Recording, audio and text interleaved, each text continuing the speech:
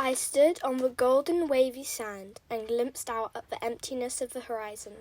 The blinding sun shone down with supernatural force, beating down on the back of my neck. I squinted, searching for an indication of civilization. None. Even though I had only been in the desert for roughly a few days, it felt like an eternity. Some days the sand was soft and supple on my feet. Other days the wind angered the sun and it turned against me. The softness of the air would gradually soothe me to sleep.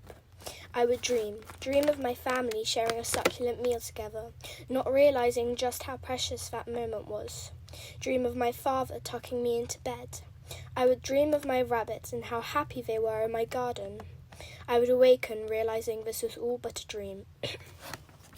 Some days the wind was harsh and fierce, rotating the sand all throughout the desert. As the sand scurried round the vast land of the Sahara, it reminded me of how I used to scurry round the streets of my hometown searching for scraps. Once it settled, it took me right back to the silence of this new landscape.